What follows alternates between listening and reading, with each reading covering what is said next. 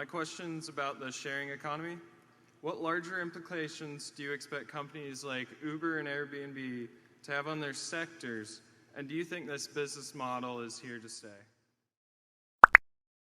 They're obviously trying to disrupt some other businesses, and those businesses will fight back in competitive ways, and they may try to fight back through legislation. When anybody is threatened, or any business is threatened, it tries to fight back.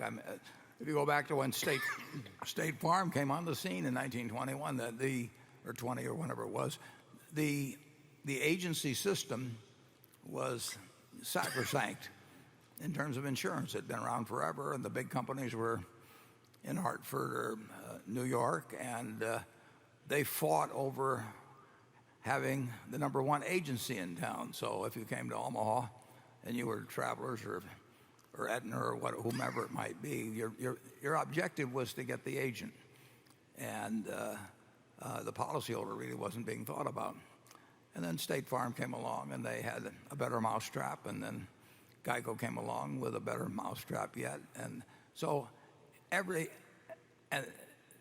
industries originally, the insurance companies fought back in a lot of ways, but one of the ways they tried to do it was to insist, on various state laws involving what agents could do and what could not be done in insurance without agents and all that.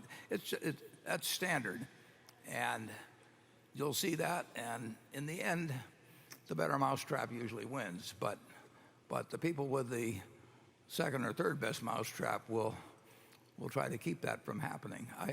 The ones you name, I don't know anything about. I mean, I know what they do, but I don't know their specific prospects, which is why we kind of stay away from that sort of thing, because we know there'll be change, and we don't know who the winners will be.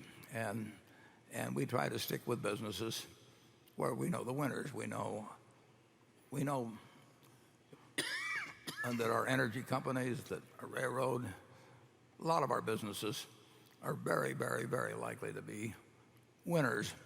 And that doesn't mean they don't have some change involved with them, but they're going to be winners. And then there's other fields where we can't pick the winners, and so we just sit and watch. We find them interesting, but we don't get tempted. Charlie? Well, I think the new technology is going to be quite disruptive to a lot of people. And I think retailing in particular is facing some very significant threats. And you heard Greg Abel talk about a power plant in Iowa that was huge to serve one Google's server farm. When you get computer capacity all over the world on this scale, it is changing the world. I mean, you're talking about Fast, too. Yeah, fast.